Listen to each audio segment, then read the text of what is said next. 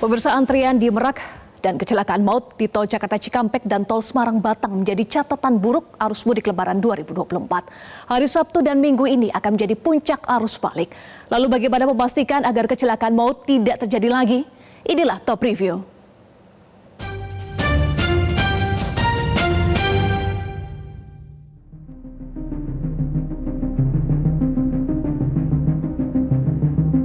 Sabtu sore ini pemudik dari arah Jawa Tengah mulai kembali ke Jakarta. Kakor Lantas Polri Irjen Aan Suhanan dan Menhub Budi Karya Sumadi membuka rekayasa lalu lintas sistem satu arah atau one way. Rekayasa lalu lintas one way atau satu arah diberlakukan dari gerbang tol Kalikangkung, kilometer 414 hingga tol Cipali, kilometer 72. Rekayasa diberlakukan mengingat arus kendaraan menuju Jakarta mulai meningkat. Sementara itu, dari arah Sumatera, sejumlah pemudik terlihat mulai menyeberang kembali untuk masuk ke Pulau Jawa melalui pelabuhan Bakauheni, Lampung. Untuk menghindari kepadatan kendaraan, sistem tunda atau delaying system diberlakukan. Seluruh kendaraan yang akan menyeberang ke Pulau Jawa via Bakauheni harus melewati delaying system baik di jalur arteri maupun tol.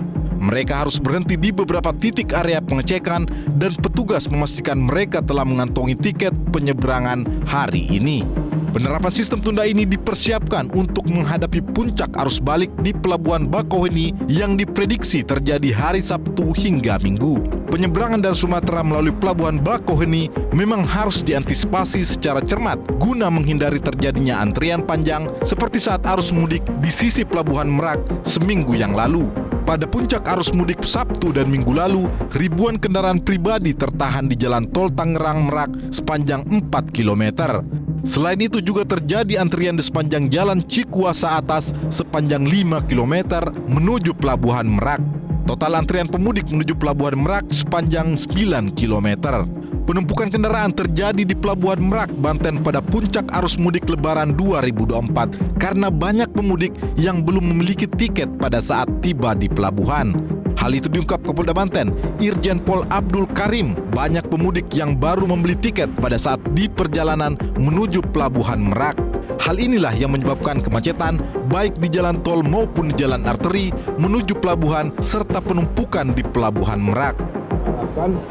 Lakukan pembelian tiket pada saat sebelum berangkat menuju Merak, artinya dari rumah sudah ada fasilitas tiket online, sehingga ini akan memperingan, akan mengurangi jumlah trafik kepadatan di tol maupun kepadatan di Pelabuhan Merak.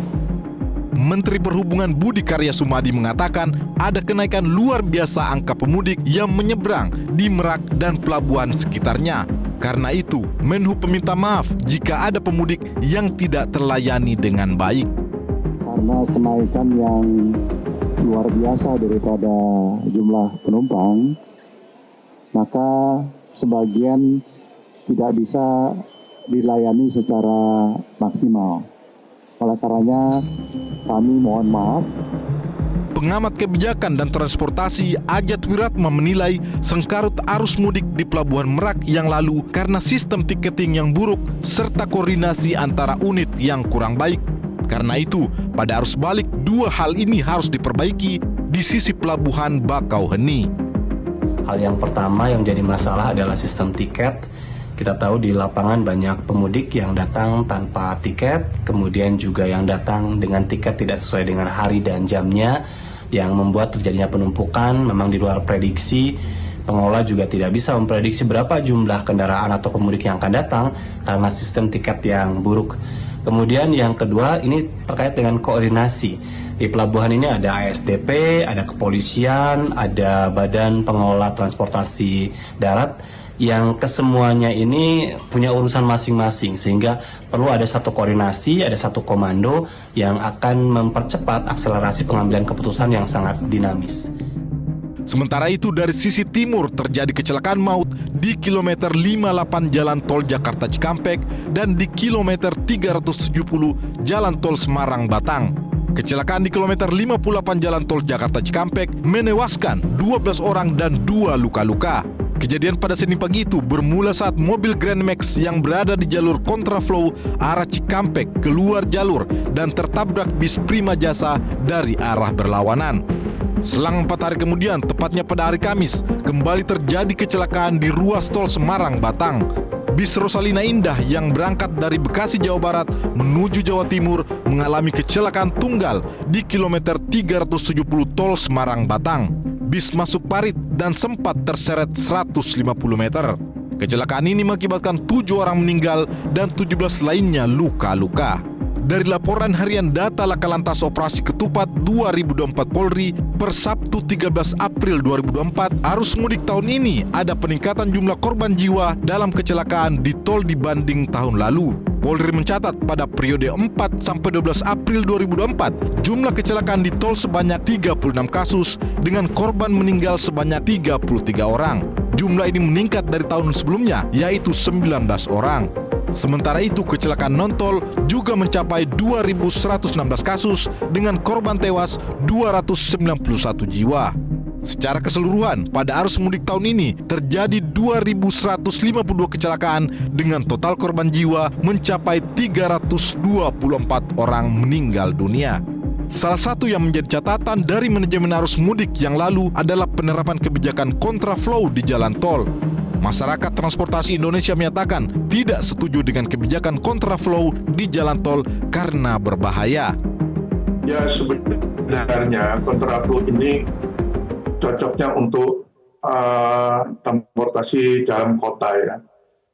Dan kalau antar perkotaan apalagi di jalan tol ini sangat riskan sekali, sangat membahayakan gitu kan. Kami sebenarnya kurang setuju ketika diterapkan sejak beberapa waktu yang lalu untuk di tol. Karena ya memang sudah terpikirkan oleh masyarakat kalau tol kecepatannya tinggi. Baik, dan yang jelas itu edukasinya sangat minim sekali. Kita nggak ada edukasi ketika ini akan diterapkan. Sementara itu, pengamat kebijakan dan transportasi Ajat Wiratma menekankan pentingnya edukasi dan mindset keselamatan lebih utama dibanding kelancaran. Jadi memang yang paling penting untuk dikedepankan adalah bagaimana kita sebanyak mungkin, sesering mungkin mengedukasi masyarakat tentang kampanye keselamatan. Di luar itu juga pengambil kebijakan juga harus punya mindset untuk mengutamakan keselamatan dibandingkan mengutamakan kelancaran. Pada arus balik, Kakor Lantas Polri dan Kementerian Perhubungan dipastikan akan menerapkan rekayasa lalu lintas sistem satu arah atau one way dari gerbang tol Kalikangkung kilometer 414 hingga tol Cipali kilometer 72. Kesiapan aparat dan edukasi pada pemudik diperlukan agar jumlah kecelakaan dan korban dapat diminimalisasi. Jelajahi cara baru mendapatkan informasi. Download Metro TV Extend sekarang.